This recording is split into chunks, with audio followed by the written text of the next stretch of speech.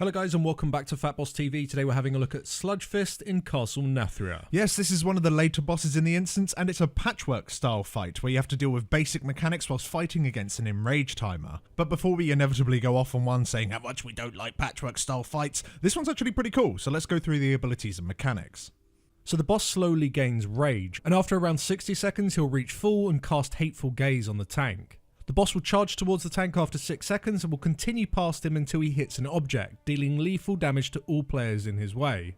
If he hits a wall, the raid will take unhealable raid-wide damage, essentially wiping you. However, if he hits one of the 4 pillars in the middle of the room, it will destroy the pillar, stun him, and increase the damage he takes by 100% for 12 seconds, whilst dealing far more survivable raid damage. So when you're targeted by the charge as a tank, you'll want to move behind a pillar, the boss will hit it, get stunned, reset his rage, and the fight will continue from there.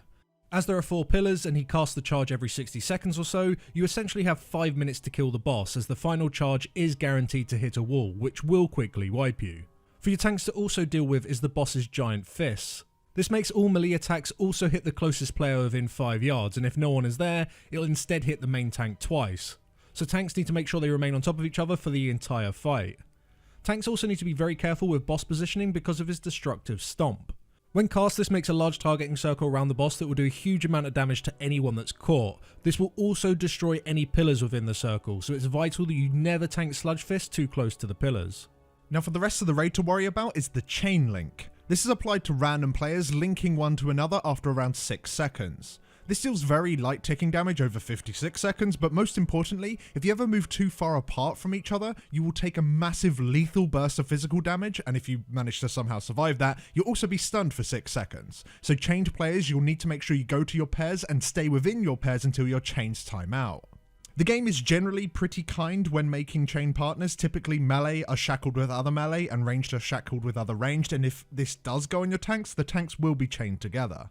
Now there are 3 other abilities the raid needs to deal with that become slightly more difficult when you take into account that you're chained to one another.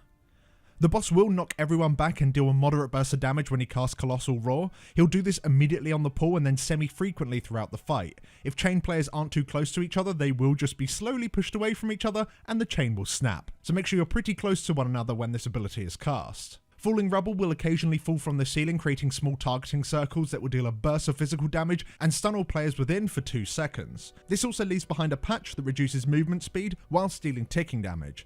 These will always spawn underneath players generally ranged, so you've got to be quick to move from them, and ideally you'd move in the same direction as your chained partner. Last to mention is the Chain Slam. This roots a player for 4 seconds and then drags them to the boss afterwards, dealing a huge burst of physical damage to them. However, this damage is split between all players within the targeting circle around the rooted player. We found that 4 players was enough to make the damage really easily survivable. Just make sure that if you are going to go in there and you're chained with someone else, make sure your partner comes with you.